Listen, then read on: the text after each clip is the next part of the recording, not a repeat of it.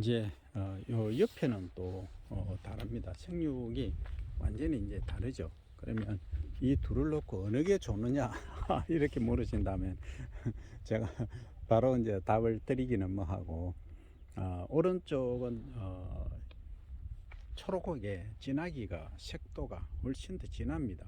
왼쪽에 비해서. 그러면 이 오른쪽은 지금 그 생육이 아직도 진행되고 있다는 걸 의미하고, 이 왼쪽에는 지금 월동 준비를 하고 있다는 겁니다. 그러니까 자체적으로 더 이상 이제 생육 진행을 안 시킨다는 거죠. 그래서 파종 조건은 전부 똑같습니다. 그 조간 20cm, 그러니까 줄 간격 20cm의 포기 간격은 줄은 이렇게 일어난 거죠.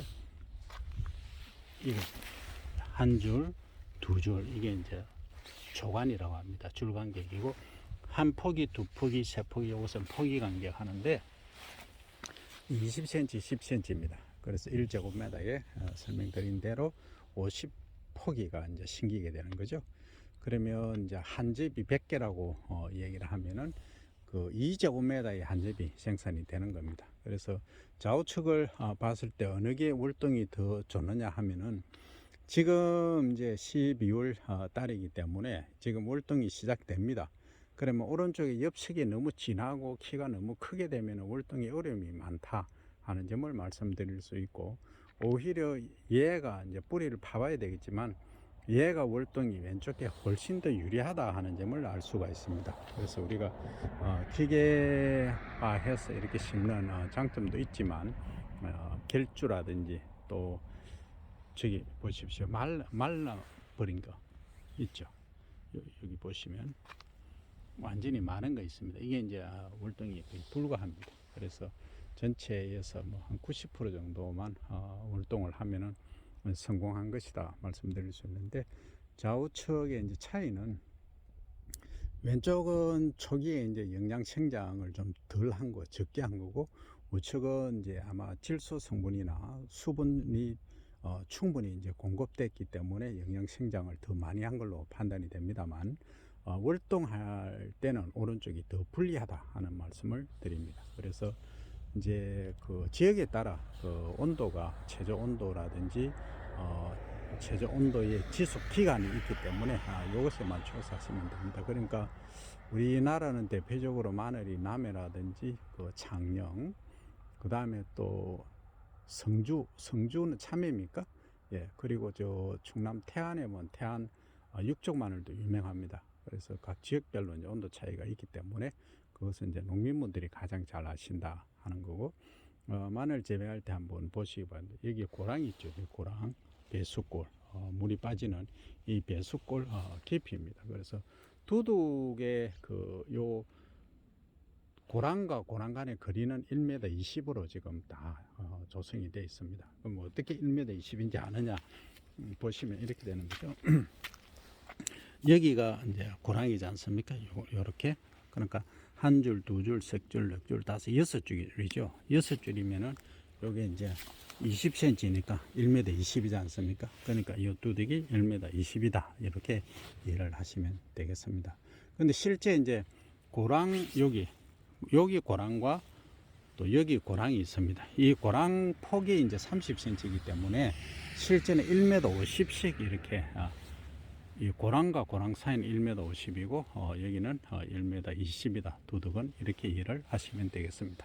이렇게 이제 요거는 배수가 어느 정도 양호한 상태가 되겠습니다. 그래서 배수 상태를 이제 봐가면서 이렇게 조절을 하시면 되겠습니다. 자, 오늘은 마늘에 관해서 마늘의 월동 그리고 파종에 관해서 설명을 드렸습니다. 예, 여기는 이제 밭에서 마늘을 재배하는 경우입니다. 텃밭이죠. 텃밭에서 지금 초기 생육이 너무 좋습니다. 그래서 이 월동할 때 조금 애로사항이 있습니다. 잎이 이쪽이 조금 시들기 시작하죠. 이제 온도 차에 따라 다르긴 하지만 지금부터 이제 영양 생장이 더 진행이 안 되기 때문에 종구는 어느 정도 이제 형성이 됐고 뿌리가 내렸을 겁니다. 그래서 지금 하나 이제 해보면, 예, 요렇게 캘 때도 사실 요렇게 호미로 캐야 되는데 그냥 손으로 잘 안 빠지네요. 자, 요렇게 이제 뿌리가 들었습니다. 요 상태에서 이제 월동을 하게 되겠죠. 그러니까 이 뿌리가 어느 정도 나느냐가 그 월동을 좌우합니다. 그래서 요게 이제 사이즈가 요게 한 개여서 요 정도로 컸기 때문에 나중에 요것보다 한 6배 정도 이제 커지는 거죠. 또는 많게는 8배 커지고, 나중에 우리가 마늘을 이용할 수 있는 장점은 이 마늘 쫑이 있지 않습니까? 가운데 줄기를 초기에 이제 뽑아서 쫑대를 뽑아서 여러 가지 이제 반찬 재료로 사용할 수 있다. 장점이 되겠습니다. 그래서 마늘을 심을 때부터 여기는 이제 이 텃밭 같은 경우는 그냥 소위 쪼그리 앉아서 하나씩 심으니까 결주가 거의 없습니다. 구멍 뚫린 이제 비닐을 사서 덮고 그 사이에 이제 이렇게 마늘을 심은 거죠. 그래서 마늘 소독하는 방법하고는 설명을 드렸으니까 이렇게 진행을 하시면 무리가 없겠다 하는 말씀드리고, 그럼 요거는 실험용으로 제가 뭐 하긴 하지만 다시 심어 놓으면 살 거냐? 10중 8구 죽습니다. 죽는데 살리는 방법이 있습니다. 이렇게 이제 많이 파는 거죠. 이렇게 많이 파서 이렇게 뿌리가 딱 내릴 수 있게끔 하고 완전히 이제 덮어줘야 됩니다. 완전히 많이 이제 덮어줘야 되는 거죠. 그러니까 이미 이제 뿌리가 활착을 한 상태에서 있기 때문에 요것은 이제 잎을 어떻게 하는, 잎을 잘라줘 버려야 됩니다. 이렇게 잎이 많이 달려 있으면은 이 정산 작용이 많기 때문에 뿌리가 지탱을 못 하는 거죠. 이렇게 뽑혀 올라와 버리죠. 미리 따고 이제 다시 심도록 하겠습니다. 이렇게 이제 깊이 파서 뿌리가 수분을 흡수할 수 있는 조건을 좀 컴팩트하게 만들어 줘야 됩니다. 이건 생리적으로 하는 거기 때문에 그냥 실험용이지 이제 이렇게 할 수 있다는 것만 알려드립니다. 그래서 텃밭 조성하실 때는 그 논에서는 가능하면 경제성을 많이 노리기 때문에 8줄씩 하기도 하지만 요 정도로 이제 하는 거는 큰 문제가 없다. 이렇게 진행을 하시면 되겠습니다. 그리고 배수골도 이제 논에서는 깊게 이 고랑이지 않습니까? 깊게 하지만은 밭에서는 그렇게 깊게 하실 필요는 없는데, 문제는 이 두둑, 여기 이제 심겨진 데가 두둑이지 않습니까? 높은데 이 두둑에 너무 낮으면 뿌리가 잘 안 들립니다. 그런 문제점이 있기 때문에 그걸 이제 감안을 해서 보통 이제 밭에서는 한 20cm 고랑 깊이 요게 요 지표면하고 두둑하고 20cm 정도로 하시고, 논에서는 30cm 정도로 해 주셔야 논에는 물이 잘 찌기 때문에 소위 이제 배수가 잘 안 되기 때문에 그렇다는 말씀 전해드립니다. 그리고 이제 시금치에 관해서는 제가 말씀을 많이 못 드렸는데, 시금치 과제를 이제 저희들이 수행을 하면서 소위 시금치 하면은 남해가 상당히 유명하죠.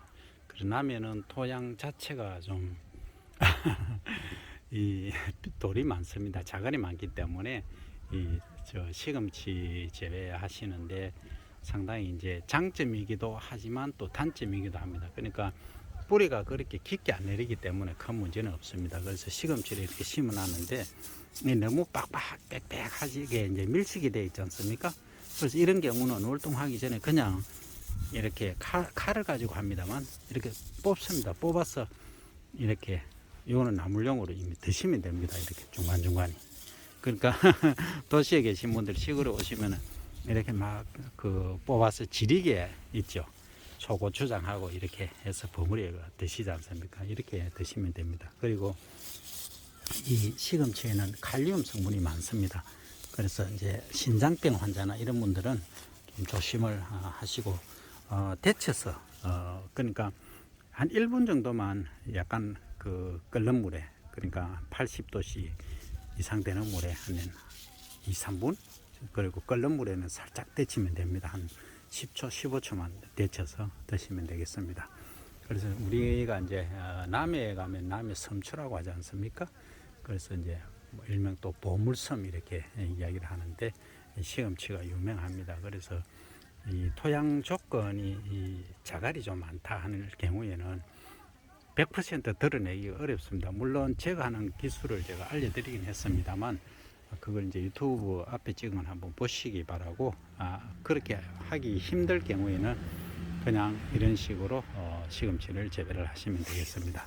그리고 이제 너무 과하게 밀식됐다 할 때는 이렇게 중간중간에 뽑아서, 예, 이거 뽑으실 때도 쪼그려 앉아서 하시면 큰일 납니다. 그래서 이제 체중 관리가 가장 중요한데, 다이어트를 반드시 남자분들은 자기 몸에 최소한 100을 키에 100을 빼시는 체중 이내로 유지를 하시고, 또 여성분들 마찬가지입니다만 하여튼 그 정도로 유지를 하시고, 이제 연세가 드실수록 이 뼈가 약하기 때문에 그 점을 감안을 하셔서 하시기 바랍니다. 소위 쪼그려 앉는 게 가장 위험하다 하는 말씀드리고, 체중 관리 잘 하시기 바랍니다. 오늘은 시금치에 관해서 월동 전에 우리가 해야 할 일, 그리고 월동하고 나서는 또 얘기가 다릅니다만, 그 요즘은 그 또 시금치 재배할 때 MSM 같은 것을 저희들이 실험을 했는데, 그렇게 하니까 여러 가지 이제 기능성 성분들이 더 증가하더라 하는 보고는 있습니다. 그것은 다음에 또 완벽한 결과가 나오면 또 올려드리도록 하겠습니다. 오늘은 시금치에 관해서 설명을 드렸습니다. 이번 시간에는 고사리에 관해서 설명을 드리겠습니다. 그 가정에서 텃밭용으로 이 고사리를 재배를 하셔도 됩니다.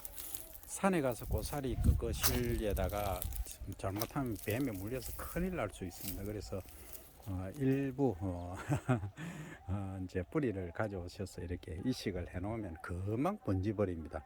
그래서 우리가 고사리 하면 제사상에 이제 많이 쓰고, 또 이제 고사리 하면 남이 창선이 많이 유명하지 않습니까? 대단합니다. 요즘은 대량으로 이렇게 재배를 하다 보니까 가격이 많이 쌉니다만, 기농기촌 하셔서 텃밭으로 이제 가꾸시려고 하면 이렇게 고사리를 이제 뿌리 몇 개만 있으면 몇 년 만에 금방 이렇게 도라지밭이란 고사리 밭이 조성이 됩니다. 그래서 굳이 저는 추천은 안 드립니다. 안 드리고 그냥 이런 방법도 있다. 고사리가 이제 제사상에나 또 필수적이고 나물용으로 섬유질이 많기 때문에 상당히 변비 개선이라든지 이런 데 효과가 높다. 그리고 드시기 전에 반드시 물에 데치죠. 데치고 하는 이유는 그 안에 있는 독성을 이제 제거하기 위함입니다. 바로 드시면 문제가 된다. 그래서 반드시 데쳐서, 또는 미지근한 물에 최소 하루 담가 뒀다가 그 다음에 나물용으로 사용하시는 방법이 되겠습니다.